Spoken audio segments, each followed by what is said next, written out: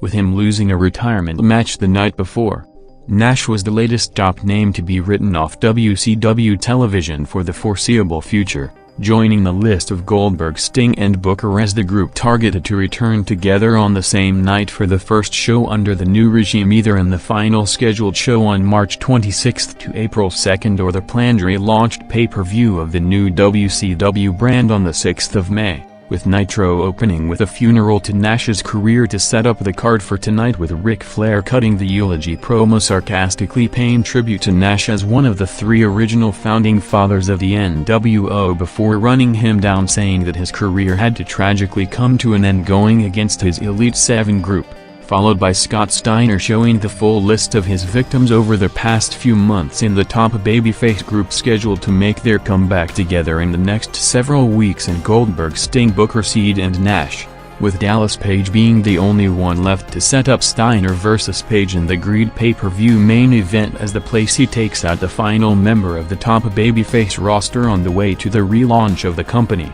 with the first segment opening with a 2.4 rating, perhaps in the first time in show history in its current format, was also the highest rated segment of the night to peak already in the first 15 minutes.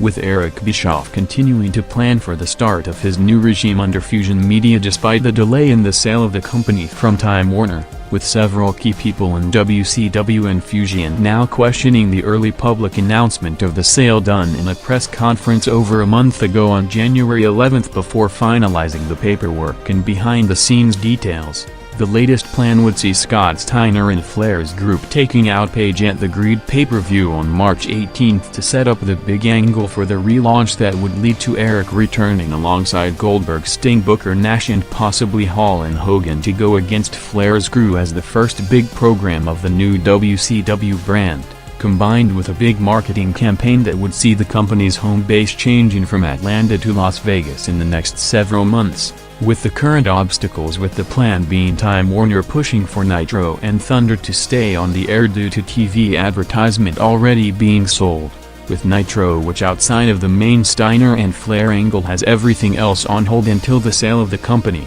crossing over 9 p.m. with Bagwell vs. Cat going 6 minutes, followed by Rick Steiner defending the US title in a squash match, opening with a 1.9 rating, which is the closest it would come to the 2 rating range on the night during the opposed hour.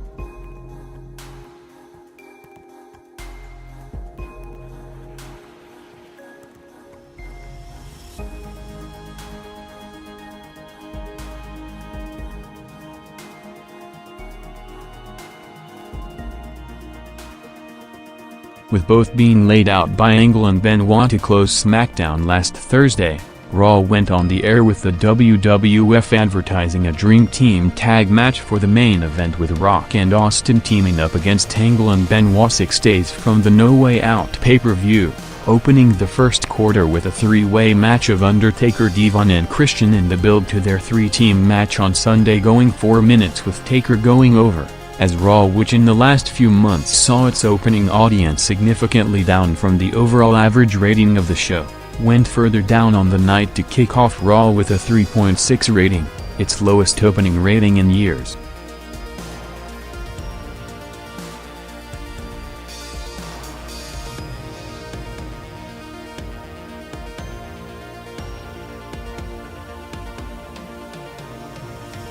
Similar to last week, Nitro filled its second opposed quarter with 2 commercial breaks and multiple recaps to see it dropping to a show low 1.6 rating, while after its lowest opening audience since before the show entered its peak run, Raw rebounded big between 9:15 to 9:30, jumping from a 3.6 to 4.5 rating, featuring a Dean Malenko vs. Lita match followed by a Kurt Angle interview hyping his title match against Rock in 6 days, with Angle in a more serious demeanor acknowledging the expected result on Sunday, with Rock regaining the title to set up the Rock vs. Austin WrestleMania main event, saying that everyone from Rock to the office to the fans is writing him off due to the Rock-Austin match being set in stone, saying that he proved people wrong his entire career and is going to do it again by beating Rock to retain the title, with this segment bumping Raw over 1.1 million viewers.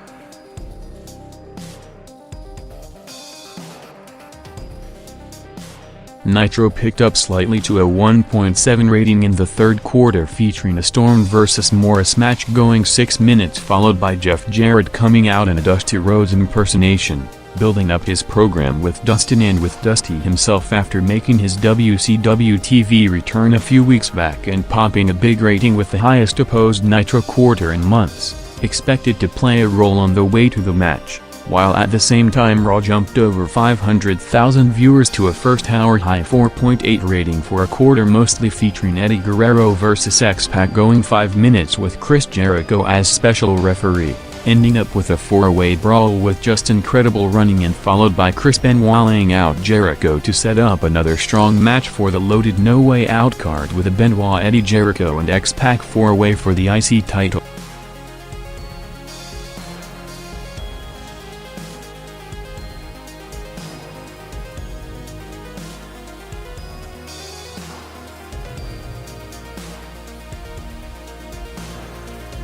Nitro's main event with Page vs Kanyon going 7 minutes, with Page going over to set up the Steiner pay-per-view title match, bumping Nitro back up over 400,000 viewers to a joint peak 1.9 rating, but with the vast majority of the company's star power intentionally out to build for the relaunch of the product in the next month, with everything outside of Steiner and Flair on cruise control until the revamp of the company. Nitro dropped to a regular time slot record low 2 overall rating, with it as a result combined with the WWF not picking up the lost viewers and starting the night lower than usual, leading to the combined wrestling audience on the night between 9 to 10 p.m. ending up with one of the lowest figures in years with around 7.5 million viewers.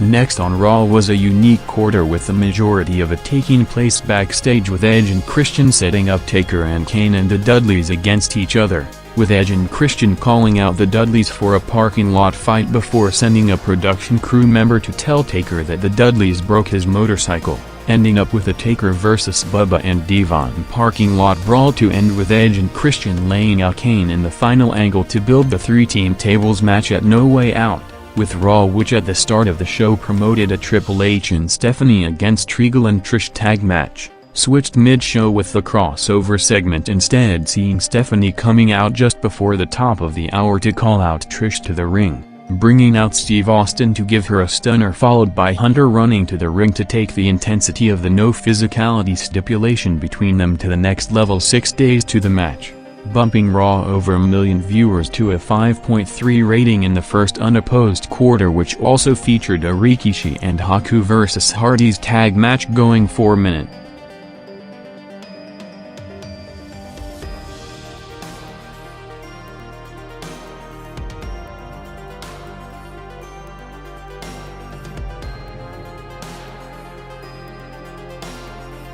With numbers coming back to earth in the second week after the huge debut viewership, the XFL ratings continued to trend downwards in Week 3, with the overall drop on the main broadcast on NBC now going from a 9.5 rating in the first week to 4.6 in the second, and 2 days ago on Saturday dropped further to a 3.1 in the third, with the overall viewership drop so far seeing it go from over 15.6 million viewers to 4.5 million in the span of 2 weeks, as while Vince McMahon's focus in the past few months was shifting between the wrestling and football products, another key angle that was built in the past few months and was supposed to lead to McMahon's WrestleMania match against Mick Foley, took another direction in the past week, with JR confirming that Foley would not wrestle at the event, with Foley turning down the planned Foley vs McMahon match in what would likely have been the biggest payday of his career, working second from the top in the biggest WrestleMania in history. as Raw's second hour, which included 2 wild hardcore and bar brawls, holding steady for the entire hour with a 5.2 rating.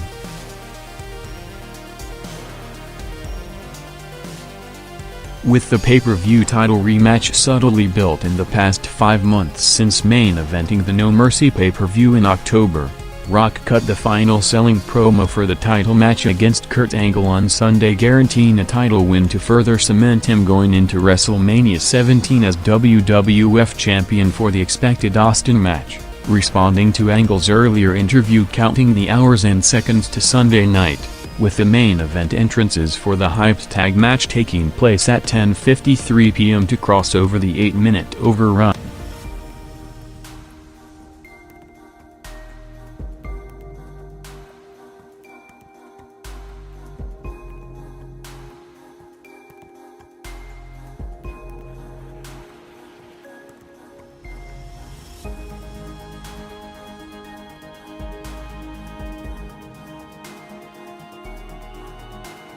The Rock and Austin vs Angle and Benoit in the tag match, heavily hyped throughout the weekend after the Angle on SmackDown went 11 minutes to peak the night with a 5.3 rating, with the fast-paced match seeing Hunter being held off from interfering with Rock, pinning Benoit with a rock bottom for the finish, going off the air with a double stare down for the top 2 matches for Sunday, as despite the stagnant Raw ratings and the lead-up to the show, which did another 4.8 on the night, the No Way Out pay-per-view with a loaded card and the strong hype to the Rock vs Angle and Austin vs Hunter double main event built for months, expected to do one of the biggest pay-per-view numbers in history to build momentum and kick off the build-up for WrestleMania 17 starting next Monday.